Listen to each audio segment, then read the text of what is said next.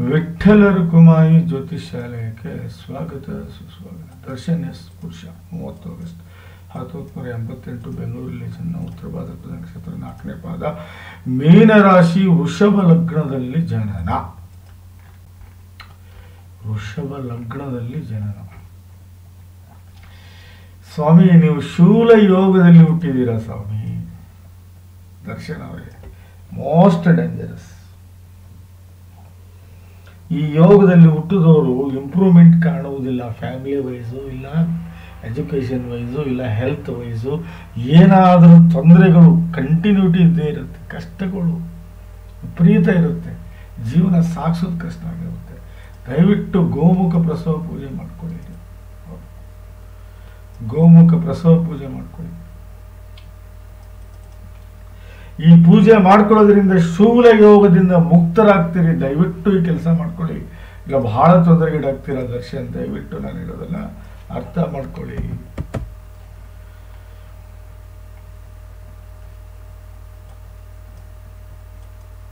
ಇದು ನಿಮ್ಮ ಜಾತಕ.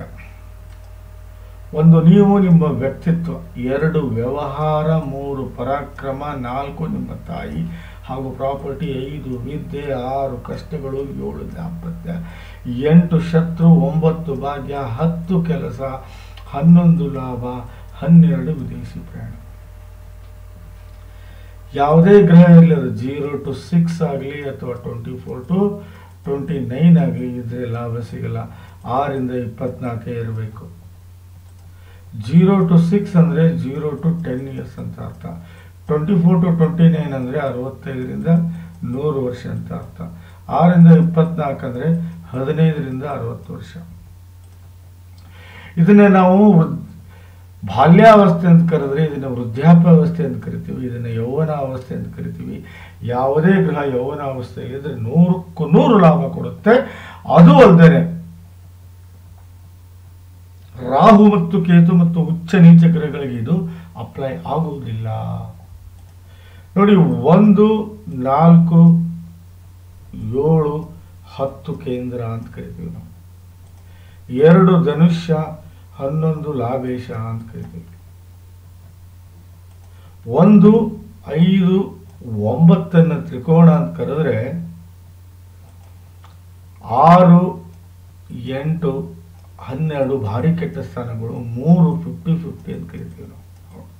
ಇದು ಒಳ್ಳೇದು, ಇದು ಒಳ್ಳೇದು ಹೌದು, ಕೆಟ್ಟದ್ದು ಹೌದು, ಹೇಳಕ್ ಬರಲ್ಲ. It's depend upon the placement of the planet ಅಂತ ಹೇಳ್ತೇವೆ ನಾವು.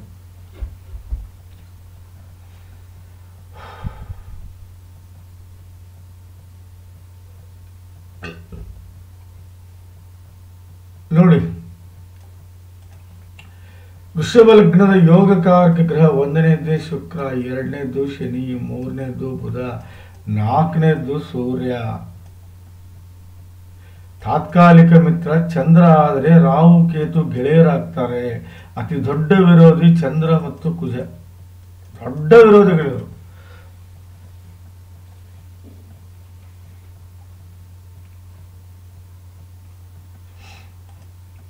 ಗ್ರಹಗಳ ಸ್ಥಿತಿಯನ್ನು ನೋಡೋಣ. ನೋಡಿಬಿಟ್ಟು ಆಮೇಲೆ ನಾನು ನಿಮಗೆ ಶುರು ಮಾಡ್ತೀನಿ. ನೋಡಿ, ವಕ್ರಗತಿಯೇ ಕುಜ ಆದರೆ ಶನಿನೂ ವಕ್ರಗತಿನೇ. ಉಚ್ಚ ಬುಧ ಇದ್ದಾನೆ. ಅಸ್ತಂಗತ ಇಲ್ಲಿ ಯಾರೂ ಇಲ್ಲ.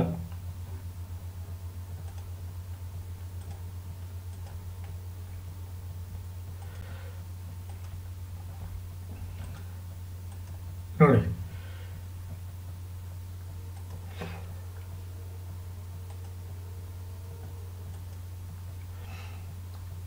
1ನೇ ಮನೆಯಲ್ಲಿ ಗುರು. ನೋಡಿ, ಇಲ್ಲಿ ನಾನು ಚಂದ್ರ ಕುಜ ಅಲ್ಲ, ಗುರು ಮತ್ತು ಕುಜ ವಿರೋಧಿಗಳು. ವೃಷಭ ಲಗ್ನದ ಅತಿ ದೊಡ್ಡ ವಿರೋಧಿ ಗುರು ಮತ್ತು ಕುಜ. ಚಂದ್ರ ತಾತ್ಕಾಲಿಕ ಮಿತ್ರನಾಗ್ತಾನೆ. 1, 4, 7, 10 ಕೇಂದ್ರ ಅಂತ ಕರಿತೇನೆ. ಕೇಂದ್ರದಲ್ಲಿ ಏನಾದರೂ ವಿರೋಧಿಗಳು ಬಂದು ಕೂತಾರೆ. ನೋಡಿ, ಗುರು ಬಂದು ಕೂತಿದ್ದಾನೆ, ಕೇತು ಬಂದು ಕೂತಿದ್ದಾನೆ, ರಾಹು ಬಂದು ಕೂತಿದ್ದಾನೆ. ವಿರೋಧಿಗಳಲ್ಲಂದ್ರೂ ಮಿತ್ರರು ಹೌದು, ಆದರೆ ಕೇಂದ್ರದಲ್ಲಿ ಬರಬಾರದು. ಕೇಂದ್ರದಲ್ಲಿ ಬರಬಾರ್ದು ಅವರು, ಎಲ್ಲಿ ಬೇಕಾದರೂ ಬರಲಿ ಅವರು, ಕೇಂದ್ರದಲ್ಲಿ ಬರಬಾರ್ದು.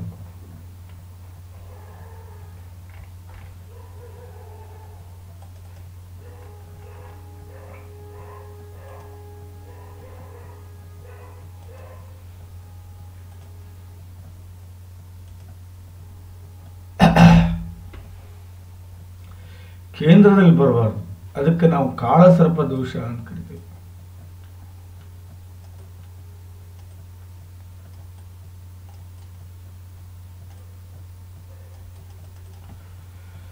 ದ ಮೋಸ್ಟ್ ಡೇಂಜರಸ್ ಅದು ಏನು, 1ನೇ ಮನೆಯಲ್ಲಿ 8ನೇ ಮನೆ ಸ್ವಾಮಿ ಬಂದು ಕೂತಿದ್ದಾನೆ, 4ನೇ ಮನೆಯಲ್ಲಿ ಕೇತು ಕೂತಿದ್ದಾನೆ, 10ನೇ ಮನೆಯಲ್ಲಿ ರಾಹು ಇದ್ದಾನೆ, 7ನೇ ಮನೆ ಖಾಲಿ ಇದೆ.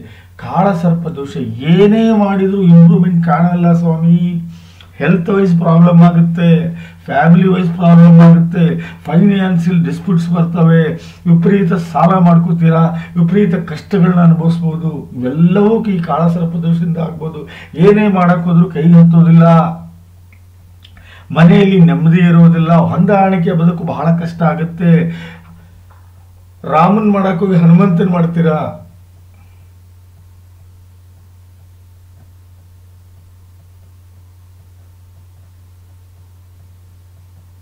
ಹಾಗಾಗಿ ದಯವಿಟ್ಟು ತಾವು ಕಾಳಸರ್ಪ ದೋಷವನ್ನು ನಿವಾರಣೆ ಮಾಡ್ಕೋಬೇಕಂದ್ರೆ ದಯವಿಟ್ಟು ನಾಗ ಪ್ರತಿಷ್ಠಾಪನೆಯನ್ನು ಮಾಡ್ಕೊಳ್ಳಿ. ಇಲ್ಲ ಅಂದ್ರೆ ಬಹಳ ತೊಂದರೆಗೀಡಾಗ್ತೀರಾ.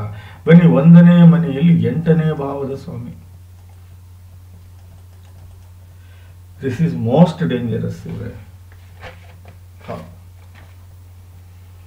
8ನೇ ಭಾವದ ಸ್ವಾಮಿ ವಿರೋಧಿ.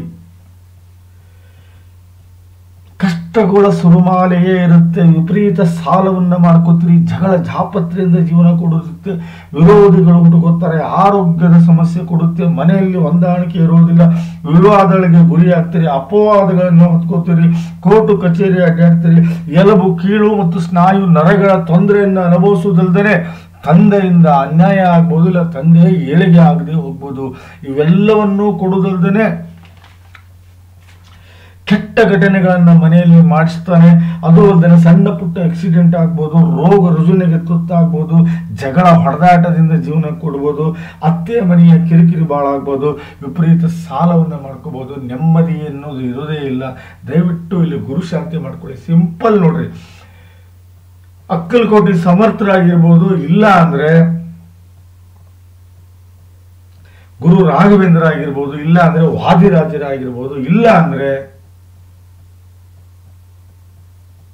ಭೂತರಾಜರಾಗಿರ್ಬೋದು, ಯಾವುದಾದ್ರೂ ಗುರುವಿನ ನೀವು ಆಶ್ರಯ ಪಡ್ಕೋಬೇಕು, ಅವರ ಸೇವೆ ಮಾಡಬೇಕು, ಕಸ ಹೊಡಿಬೇಕು, ನೀರು ತರಬೇಕು, ನೆಲ ಒರೆಸ್ಬೇಕು. ಈ ರೀತಿ ಗುರುವಿನ ಸೇವೆ ಮಾಡೋದ್ರಿಂದ 1,00,000% ಗ್ಯಾರಂಟಿ ಗುರುವಿನಿಂದ ನಿಮಗೆ ಒಳ್ಳೆಯ ಆಶೀರ್ವಾದ ಸಿಗುತ್ತೆ. ಇಲ್ಲ ಅಂದರೆ ಬಹಳ ಕಷ್ಟಕರ ಜೀವನ ಆಗುತ್ತೆ. ಮಿಸ್ಟರ್ ದರ್ಶನ್,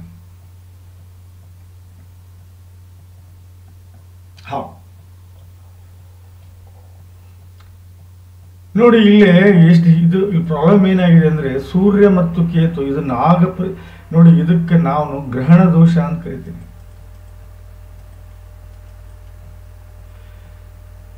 ಭಾರಿ ಕೆಟ್ಟ ದೋಷ ರೀ. ಸೂರ್ಯನ ಮನೆಯಲ್ಲಿ ಕೇತು ಬಂದು ಬೀಳಬಾರದು, ಬಹಳ ಕೆಟ್ಟ ದೋಷ. ಯಾವ ಲೆವೆಲ್ ಹಾಳು ಮಾಡ್ತಾನೆ ಅಂದ್ರೆ ತಾಯಿ ನೋಡಿ, ಮನೆ ಜವಾಬ್ದಾರಿ ನೀವು ಬಿಟ್ಟು ಬಿಡ್ತೀರಾ, ಜವಾಬ್ದಾರಿ ನೀವು ಮೇಂಟೈನ್ ಮಾಡೋಕ್ಕಾಗಲ್ಲ, ತಾಯಿ ಜೊತೆಗೆ ಸಂಬಂಧ ಸರಿ ಉಳ್ಕೊಳ್ಳೋದಿಲ್ಲ, ಅಣ್ಣ ತಮ್ಮ ಅಕ್ಕ ತಂಗಿಯವ್ರ ಜೊತೆಗೆ ಸಂಬಂಧ ಸರಿಯಾಗಿ ಉಳ್ಕೊಳ್ಳೋದಿಲ್ಲ, ಯಾವುದೇ ವ್ಯವಹಾರ ಮಾಡಿದ್ರು ಹಾಳಾಗೋದಲ್ದೇ ನೆಮ್ಮದಿಯ ಬದುಕನ್ನು ಬದುಕಕ್ಕಾಗೋದಿಲ್ಲ, ಸುಖಮಯ ಜೀವನವನ್ನು ತೆಗೆಸಕ್ಕಾಗೋದಿಲ್ಲ, ಎಲ್ಲ ಪ್ರಾಪರ್ಟಿ ಪ್ಲೆಜ್ ಇಡಬೇಕಾಗುತ್ತೆ. ಹೈಯರ್ ಎಜುಕೇಷನ್ಗಿಂತನೂ ನಿಮಗೆ ಹಾರ್ಟ್ ರಿಲೇಟೆಡ್ ಪ್ರಾಬ್ಲಮ್ ಕಂಡ್ರೂ ಏನು ಆಶ್ಚರ್ಯ ಪಡೋಂಗಿಲ್ಲ. ಹೊಂದಾಣಿಕೆ ಬದುಕು ಆಗುವುದಿಲ್ಲ, ಮನೆ ಸ್ಥಿತಿ ಬಹಳ ಕೆಟ್ಟು ಹೋಗುತ್ತೆ, ಸ್ಟೈಲ್ ಆಫ್ ಲಿವಿಂಗ್ ಬಹಳ ಲೋ ಆಗುತ್ತೆ, ಮನೆಗೆ ಬಂದವ್ರನ್ನ ಸರಿಯಾಗಿ ನೋಡ್ಕೊಳಕ್ಕಾಗೋದಿಲ್ಲ, ಸಮಾಜದಲ್ಲಿ ಕೆಟ್ಟ ಹೆಸರು ತಗೋತೀರಾ, ಅದು ಅಲ್ಲದೆ ಇರೋ ಆಸ್ತಿನ ಪ್ಲೆಜ್ ಇಟ್ಟು ಸಾಲ ಮಾಡ್ಕೋತೀರಾ. ಇವರೇ ಇದು ಗ್ರಹಣ ದೋಷ 4ನೇ ಭಾವದಲ್ಲಿ.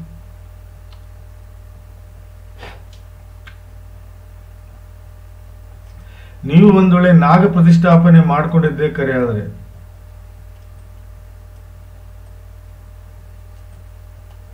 ನೀವು ನೀವು ಒಂದು ವೇಳೆ ನಾಗ ಪ್ರತಿಷ್ಠಾಪನೆ ಮಾಡಿಕೊಂಡಿದ್ದೇ ನಿಜ ಆದರೆ 1,000,000% ಗ್ಯಾರಂಟಿ ಕೊಡ್ತೀನಿ, ನಾನು ಒಳ್ಳೆ ಜವಾಬ್ದಾರಿಯುತ ವ್ಯಕ್ತಿ ಆಗ್ತೀರಿ, ಒಳ್ಳೆ ಬಿಸ್ನೆಸ್ ಮೆನ್ ಆಗ್ತೀರಿ, ಒಳ್ಳೆ ವ್ಯವಹಾರಸ್ಥ ಆಗ್ತೀರಿ, ನೆಮ್ಮದಿಯ ಬದುಕನ್ನು ಬದುಕ್ತೀರಿ, ಪ್ರಾಪರ್ಟಿ ಮಾಡ್ಕೋತೀರಿ, ಸುಖಮಯ ಜೀವನವನ್ನು ಸಾಗಿಸ್ತೀರಿ, ಹಾರ್ಟ್ ರಿಲೇಟೆಡ್ ಪ್ರಾಬ್ಲಮ್ ಸಾಲ್ವ್ ಆಗುತ್ತೆ, ಕಂಫರ್ಟಬಿಲಿಟಿ ಹೊಂದಾಣಿಕೆ ಬದುಕು ಬಹಳ ಚೆನ್ನಾಗಿ ಮೂಡುತ್ತೆ, ಮನೆಯ ಸ್ಥಿತಿ ಬಹಳ ಎಕ್ಸ್ಟ್ರಾಆರ್ಡಿನರಿ ಆಗುತ್ತೆ, ಸ್ಟೈಲ್ ಆಫ್ ಲಿವಿಂಗ್ ಹೈ ಆಗೋದಲ್ದೇ ಮನೆಗೆ ಬಂದವ್ರನ್ನ ಪ್ರೇಮದಿಂದ ನೋಡ್ಕೋತೀರಿ, ಸಮಾಜದಲ್ಲಿ ಒಳ್ಳೆ ಹೆಸರು ಮಾಡೋದಲ್ದೇ ನಿಮ್ಮ ಮೊಬೈಲ್ ಪ್ರಾಪರ್ಟಿಯನ್ನು ಖರೀದಿ ಮಾಡ್ತೀರಿ, 4ನೇ ಭಾವದ ಎಲ್ಲ ಫಲವನ್ನು ಅನುಭವಿಸ್ತೀರಿ. ಇಲ್ಲಿ ಕೇತು ಹಾಳು ಮಾಡಿದ್ದೇನೆ, ದಯವಿಟ್ಟು ರಾಹು ಕೇತು ನಾಗ ಪ್ರತಿಷ್ಠಾಪನೆ ಮಾಡ್ಕೊಳ್ಳಿಲ್ಲ ಅಂದರೆ 4ನೇ ಭಾವದ ಮನೆಯಲ್ಲಿ ನೆಮ್ಮದಿ ಸಿಗುವುದಿಲ್ಲ.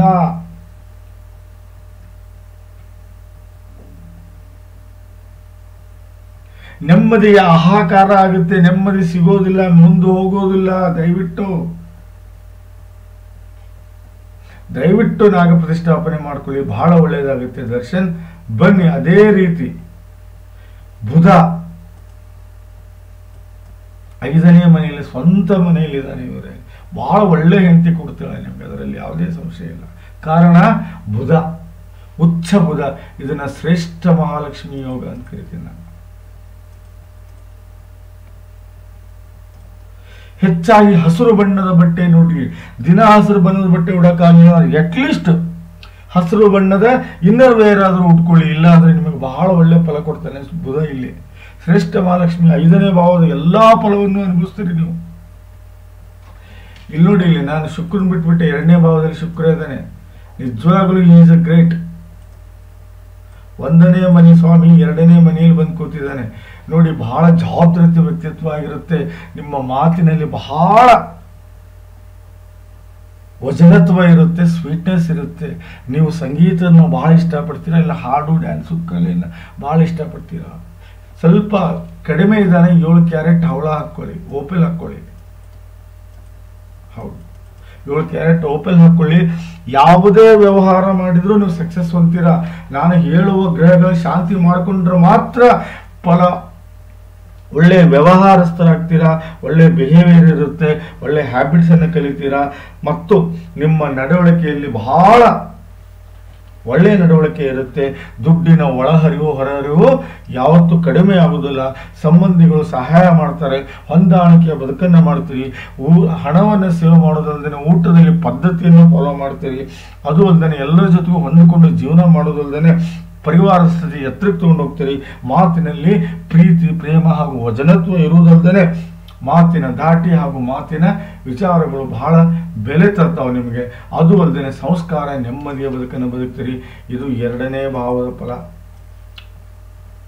ಶುಕ್ರ ಇಲ್ಲಿ 1ನೇ ಭಾವದ ಸ್ವಾಮಿನೂ ಆಗಿದ್ರಿಂದ ಇಲ್ಲಿ 1ನೇ ಭಾವದ ಒಳ್ಳೆ ವ್ಯಕ್ತಿತ್ವವನ್ನು ಹೊಂದಿರ್ತೀರಿ, ಒಳ್ಳೆ ಗುಣಗಳನ್ನು ಹೊಂದಿರ್ತೀರಿ, ಒಳ್ಳೆ ವಿಚಾರಗಳಿಗೆ ಬೆಲೆ ಕೊಡ್ತೀರಿ, ಒಳ್ಳೆ ಸಂಗತಿಗಳಿಗೆ ಆಸಕ್ತಿ ತೋರಿಸ್ತೀರಿ, ಒಳ್ಳೆ ಕೆಪಾಸಿಟಿ ಇರುತ್ತೆ, ಒಳ್ಳೆ ಫಿಸಿಕಲಿ ಭಾಳ ಸ್ಟ್ರಾಂಗ್ ಇರ್ತೀರಿ, ಆಸೆ ಆಕಾಂಕ್ಷೆಗಳು ಹಿಡಿಯುತ್ತವೆ, ಒಳ್ಳೆ ಇಮೇಜನ್ನು ಬೆಳೆಸ್ಕೊತೀರಿ, ಬುದ್ಧಿವಂತಿಕೆ ನಡೀತೀರಿ, ಗ್ರಾಸ್ಪಿಂಗ್ ಪವರ್ ಬಹಳ ಚೆನ್ನಾಗಿರುತ್ತೆ, ಒಳ್ಳೆ ಟೇಸ್ಟನ್ನು ಹೊಂದಿರ್ತೀರಿ, ಹಾಗೂ ನೀವು ವ್ಯಕ್ತಿತ್ವವನ್ನು ಬಹಳ ಗಟ್ಟಿಯಾಗಿರ್ತೀರಿ.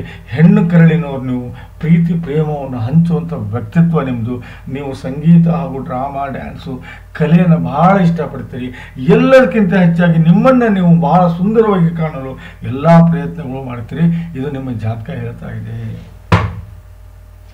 ನೋಡಿ. ದರ್ಶನ್ ಅವರೇ,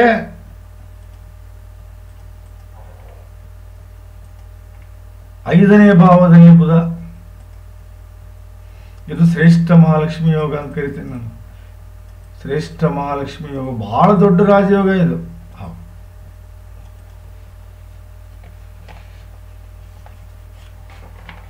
ನೋಡಿ, ಒಳ್ಳೆ ದಾಂಪತ್ಯ ಇರುತ್ತೆ, ಒಳ್ಳೆ ಹೆಂಡತಿ ಕೋಆಪರೇಟಿವ್ ಆಗಿರ್ತಾಳೆ, ಒಳ್ಳೆ ಎಜುಕೇಶನ್ ಇದೆ ನಿಮಗೆ, ಸೆಕ್ಸುವಲ್ ಲೈಫ್ ಬಹಳ ಚೆನ್ನಾಗಿ ಯೂಸ್ ಮಾಡ್ಕೊತೀರಾ, ಮಕ್ಕಳು ಬಹಳ ಚೆನ್ನಾಗಿ ಹುಡ್ತಾರೆ, ಮಕ್ಕಳಿಂದ ಒಳ್ಳೆ ಫಲವನ್ನು ಅನುಭವಿಸ್ತೀರಾ, ಸುಸಂಸ್ಕೃತರು, ಪ್ರಜ್ಞಾವಂತರಾಗಿರ್ತಾರೆ, ಒಳ್ಳೆ ಟ್ಯಾಲೆಂಟ್ ಇರುತ್ತೆ, ಎಲ್ಲರ ಪ್ರೀತಿ, ಅಣ್ಣ ತಮ್ಮ ಅಕ್ಕ ತಂಗಿ ಎಲ್ಲರ ಪ್ರೀತಿ, ನಿಷ್ಕಳಂಕ ನಿರ್ಮಲವಾದ ಪ್ರೀತಿಯನ್ನು ಅನುಭವಿಸಿರ್ತೀರಾ.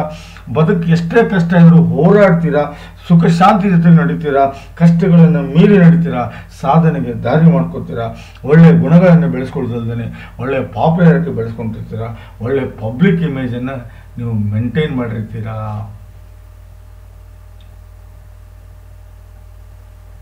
ಯಾರ ಜಾತಕದಲ್ಲಿ ಶ್ರೇಷ್ಠ ಮಹಾಲಕ್ಷ್ಮಿ ಯೋಗ ಆಗುತ್ತೋ ಅವ್ರಿಗೆ ಒಳ್ಳೆ ತಂದೆ ತಾಯಿ ಅಣ್ಣ ತಮ್ಮ ಅಕ್ಕ ತಂಗಿ ಯಶಸ್ಸು ಆರೋಗ್ಯ ಐಶ್ವರ್ಯ ಕೀರ್ತಿ ಸಕಲ ಸಮರ್ಪಕ ಸಂಪೂರ್ಣ ಫಲವನ್ನು ಅನುಭವಿಸುವುದಲ್ಲದೆ ಒಳ್ಳೆ ಸಂಪತ್ತು ಒಳ್ಳೆ ಐಶ್ವರ್ಯ ಒಳ್ಳೆ ಪ್ರಾಪರ್ಟಿ ಒಳ್ಳೆ ಜ್ಞಾನ ವಿದ್ಯೆ ಬುದ್ಧಿ ಒಳ್ಳೆ ದಾಂಪತ್ಯ ಒಳ್ಳೆ ಹೆಂಡತಿ ಮಕ್ಕಳು ಯಶಸ್ಸು ಕೀರ್ತಿ ಸಾಧನೆ ಸಮರ್ಥ ಮಾನಸಿಕ ಹಾಗೂ ದೈಹಿಕ ಶಕ್ತಿ ಹಾಗೂ ಸಾಮಾಜಿಕ ಧಾರ್ಮಿಕ ಮುಖ್ಯ ಕೆಲಸಗಳು ಅದು ಅಲ್ಲದೆ ಮಾನ ಪ್ರತಿಷ್ಠೆ ಸಂಪತ್ತು ಐಶ್ವರ್ಯ ಸ್ಥಾನ ಮಾನ ಆರೋಗ್ಯ ಆಯುಷ್ಯವನ್ನು ಕೊಟ್ಟು ದೇವರು ನಿಮ್ಮನ್ನು ಎತ್ತರ ಸ್ಥಾನದಲ್ಲಿ ಇಟ್ಟಿರ್ತಾನೆ.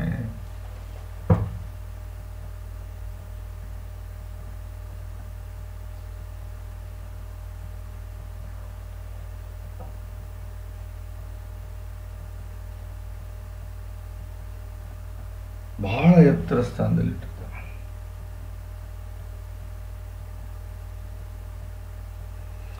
ದಯವಿಟ್ಟು ನಾನು ಹೇಳೋದನ್ನ ಅರ್ಥ ಮಾಡ್ಕೊಳ್ಳಿ. 7 ಕ್ಯಾರೆಟ್ ಓಪೆಲ್ಲು ಪಚ್ಚೆ ಮಸ್ಟ್ ಅಂಡ್ ಶುಡ್ ಹಾಕೊಳ್ಳಿ ಸರ್. ನೀವು ಇಲ್ಲ ಅಂದ್ರೆ ಕಷ್ಟಕ್ಕೆ ಬೀಳ್ತೀರ. ನಾನು ಓಪನ್ ಹೇಳ್ತಾ ಇದ್ದೇನೆ ನೋಡಿ. ಅಷ್ಟಮ ಶನಿ ರೀ, ದಯವಿಟ್ಟು ನೀಲಿ ಮತ್ತು ಕಪ್ಪು ಬಣ್ಣದ ಬಟ್ಟೆಯನ್ನು ಧರಿಸಬೇಡಿ.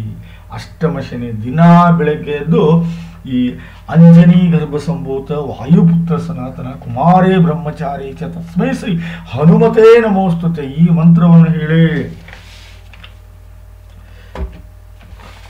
ಇಲ್ಲ ಅಂತಂದ್ರೆ ಓಂ ಅಟ್ಟಹಾಸಿ ವಿದ್ಮಹೆ ಘೋರನಿಷ್ಠಾಯ ಧೀಮಹಿ ತನ್ನೋ ಘೋರ ಪ್ರಚೋದಯಾತ್ ಅಘೋರಿ ಮಂತ್ರ ಹೇಳ್ಕೊಳ್ಳಿ.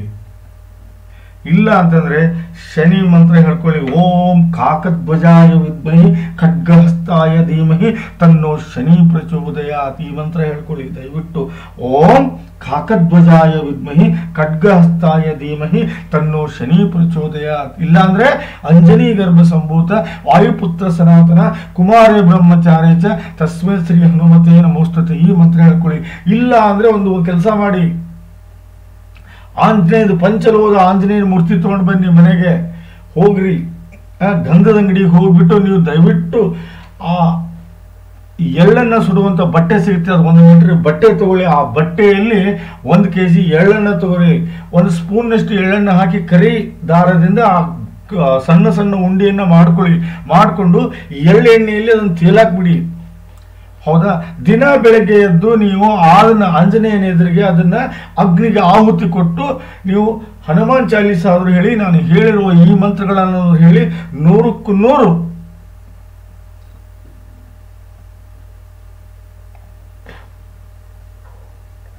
ನೀವು ಪ್ರಾಬ್ಲಮ್ ಇಂದ ಹೊರಗೆ ಬರ್ತೀರಿ. ಇಲ್ಲ ಅಂದ್ರೆ ಬರೀ ಕಷ್ಟಗಳಿಂದನೇ ಕೂಡಿರುತ್ತೆ ಜೀವನ, ಬರೀ ಕಷ್ಟಗಳಿಂದ ಕೂಡಿರುತ್ತೆ ಜೀವನ. ಇಲ್ಲ ಸಾಲಗಳನ್ನ ಮಾಡ್ಕೋತೀರಿ, ಜಗಳ ಜಾಪತ್ರೆಯನ್ನ ಮಾಡ್ಕೋತೀರಿ, ವಿರೋಧಿಗಳನ್ನ ಹುಟ್ಟು ಹಾಕೋತೀರಿ, ಅಪವಾದಕ್ಕೆ ಗುರಿ ಆಗ್ತೀರಿ, ಆರೋಗ್ಯದ ಸಮಸ್ಯೆ ಕಾಡುತ್ತೆ, ಮನೆಯಲ್ಲಿ ಹೊಂದಾಣಿಕೆ ಇಲ್ಲದಂಗೆ ಆಗ್ಬೋದು, ವಿವಾದಗಳಿಗೆ ಗುರಿ ಆಗ್ತೀರಿ, ಅಪವಾದವನ್ನು ಹೊತ್ಕೊಳ್ಳೋದಲ್ಲದೆ ಕೋರ್ಟು ಕಚೇರಿ ಅಂತ ಅಡ್ಡಾಡುವಂಥ ಪರಿಸ್ಥಿತಿ ಬರುತ್ತೆ. ದಯವಿಟ್ಟು ಮಾಡ್ಕೊಳ್ಳಿ. ಇಲ್ಲ ಅಂದ್ರೆ ದಿನಾ ಮಂಗಳವಾರ ಶುಕ್ರವಾರ ನಿಮ್ಮ ಮಿಸ್ಸಸ್ಗೆ ಲಲಿತ ಸಹಸ್ರನಾಮ ಓದೋಕೆ ಹೇಳಿ. ಇಲ್ಲ ಅಂದ್ರೆ ಸುವರ್ಣ ಈ ಮಂತ್ರವನ್ನು ಹೇಳುತ್ತೆ. ಸುವರ್ಣ ವೃಷ್ಟಿಂ ಕುರುಮೆ ಗ್ರಹೇಶಿ ಸುಧಾನ್ಯ ವೃದ್ಧಂ ಕುರುಮೆ ಗ್ರಹೇಶಿ ಕಲ್ಯಾಣ ವೃದ್ಧಂ ಕುರುಮೆ ಗ್ರಹೇಶಿ ವಿಭೂತಿ ವೃದ್ಧಂ ಕುರುಮೆ ಗ್ರಹೇಶಿ ಈ ಮಂತ್ರವನ್ನು ದಿನಾಲು ಜಪ ಮಾಡಕ್ಕೆ ಹೇಳಿ ನಿಮ್ಮ ಮಿಸ್ಸಸ್ಗೆ.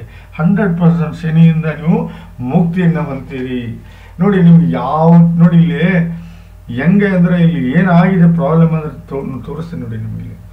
ಶನಿ ಇಲ್ಲಿ 9 ಮತ್ತು 10ನೇ ಭಾವದ ಸ್ವಾಮಿ 8ರಲ್ಲಿ ಬಂದು ಕೂತಿದ್ದಾನೆ.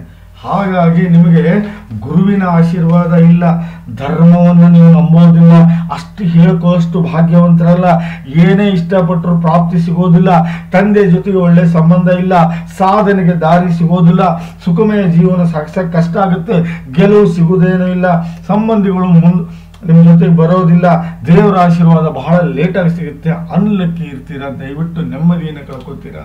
ಇದು 9ನೇ ಭಾವದ ಕೆಟ್ಟ ಫಲ. ನೀವು ಏನೇ ಕೆಲಸ ಮಾಡಿದ್ರು ಸಕ್ಸಸ್ ಆಗೋದಿಲ್ಲ, ಕೆಲಸದ ವಿಧಾನ ಸರಿ ಇರೋದಿಲ್ಲ, ಕೆಲಸದಲ್ಲಿ ಗಳಿಕೆ ಇರೋದಿಲ್ಲ, ಕೆಲಸದಲ್ಲಿ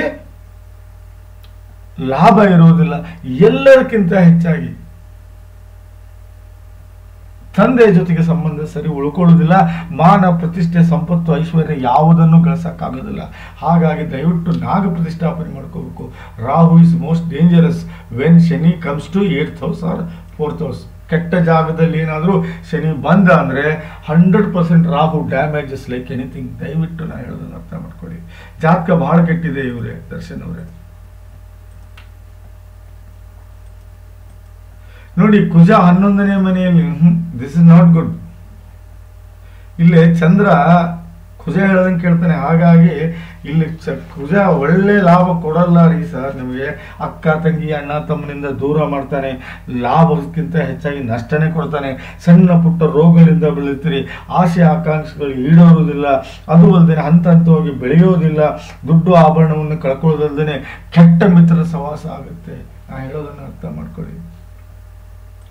ನಿಮಗೆ ಬೇಕಾಗಿರೋದು ನಾಗ ಪ್ರತಿಷ್ಠಾಪನೆ ಫಸ್ಟ್ ಕೆಲಸ. ಅದು ಅದಾದ್ಮೇಲೆ ಗುರು, ಶನಿ, ಆಮೇಲೆ ಕುಜ, ಈ 3 ಗ್ರಹಗಳ ಶಾಂತಿ ಮಸ್ಟ್ ಅಂಡ್ ಶುಡ್ ಮಾಡ್ಕೋಬೇಕು. ಹೌದು, ಎಲ್ಲಕ್ಕಿಂತ ಮುಂಚೆ ನೀವು ಗೋಮುಖ ಪ್ರಸವ ಪೂಜೆ ಮಾಡ್ಕೋಬೇಕು. ಪ್ಲಸ್ 7 ಕ್ಯಾರೆಟ್ ಓಪೆಲ್ ಹಾಕೋಬೇಕು, 7 ಕ್ಯಾರೆಟ್ ಪಚ್ಚೆ ಹಾಕೋಬೇಕು. ಹಾಕ್ಲೇಬೇಕು ಸರ್, ನಡೆಯೋದಿಲ್ಲ.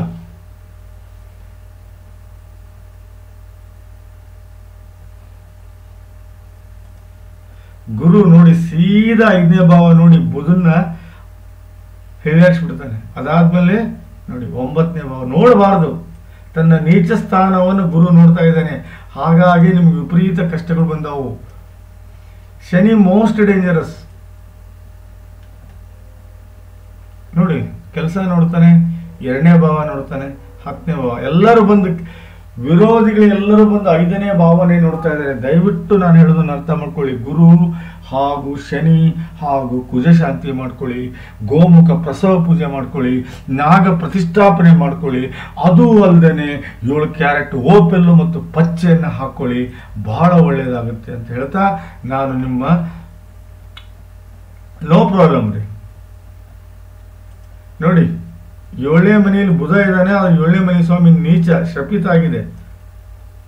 ಕುಜ ಓಕೆ, ಶುಕ್ರ ಓಕೆ.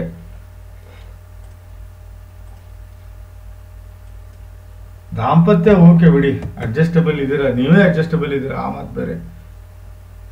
7ನೇ ಮನೆಯಲ್ಲಿ ಶುಕ್ರ ನೋಡಿ, ಒಳ್ಳೇದಾಗುತ್ತೆ ನಿಮ್ಗೆ. 7 ಕ್ಯಾರೆಟ್ ಪಚ್ಚೆ ಹಾಕೊಳ್ಳಿ, ದಯವಿಟ್ಟು ಓಪೆಲ್ಲೂ ಪಚ್ಚೆ ಹಾಕೊಳ್ಳಿ ನೋಡಿ. ಆದರೆ ಗುರು ಮತ್ತು ಶನಿ ಮತ್ತು ಕುಜ ಶಾಂತಿ, ನಾಗ ಪ್ರತಿಷ್ಠಾಪನೆ, ಗೋಮುಖ ಪ್ರಸವ ಪೂಜೆ ಹಾಗೂ 7 ಕ್ಯಾರೆಟ್ ಓಪೆಲ್ಲು ಪಚ್ಚೆ ಹಾಕೊಳ್ಳಿಲ್ಲ ಅಂದರೆ ನಡೆಯೋದಿಲ್ಲ ಮಿಸ್ಟರ್ ದರ್ಶನ್. ಶುಕ್ರ ದಶೆಯಲ್ಲಿದ್ದೀರಪ್ಪ, ನಿಮ್ಗೆ ಕಷ್ಟ ಬರಬಾರ್ದು. ದಯವಿಟ್ಟು ನಾಗ ಪ್ರತಿಷ್ಠಾಪನೆ ಮಾಡ್ಕೊಳ್ಳಿ. ಒಳ್ಳೆ ಟೈಮ್ 33ರವರೆಗೂ ಚೆನ್ನಾಗಿದೆ. ಫಸ್ಟ್ ಬಿಟ್ಟು ಗೋಮುಖ ಪ್ರಸವ ಪೂಜೆ ಮಾಡ್ಕೊಳ್ಳಿ. ಯಾಕಂದ್ರೆ ಶೂಲ ಯೋಗದಲ್ಲಿ ಹುಟ್ಟಿದಿರಾ, ಹೌದಾ? ಅದನ್ನ ಇದು ಮಾಡ್ಕೊಳ್ಳಿ. 2ನೇದು ನಾಗ ಪ್ರತಿಷ್ಠಾಪನೆ ಮಾಡ್ಕೊಳ್ಳಿ. 3ನೇದು ಕುಜ, ಗುರು ಹಾಗೂ ಶನಿ ಶಾಂತಿ ಮಾಡ್ಕೊಳ್ಳಿ. 4ನೇದು 7 ಕ್ಯಾರೆಟ್ ಓಪೆಲ್ ಹಾಗೂ ಪಚ್ಚೆ. ನೀವು ಪಚ್ಚೆ ಹಾಕ್ಕೊಳ್ಳಿಲ್ಲ ಅಂದ್ರೂ ನಡೆಯುತ್ತೆ, ಓಪೆಲ್ ಮಾತ್ರ ಹಾಕ್ಕೊಳ್ಳೇಬೇಕು ಮಸ್ಟ್ ಅಂಡ್ ಶುಡ್ ಅಂತ ಹೇಳ್ತಾ ಈ ಜಾತಕದ ವಿಶ್ಲೇಷಣೆ ಮುಗಿಸ್ತಾ ಇದ್ದೀನಿ. ಇಷ್ಟವಾಗಲಿ ದಯವಿಟ್ಟು 4 ಜನಕ್ಕೆ ಶೇರ್ ಮಾಡಿ ಹಾಗೂ ಯೂಟ್ಯೂಬ್ ಚಾನಲ್ ಸಬ್ಸ್ಕ್ರೈಬ್ ಮಾಡಿ. ನಮಸ್ಕಾರ.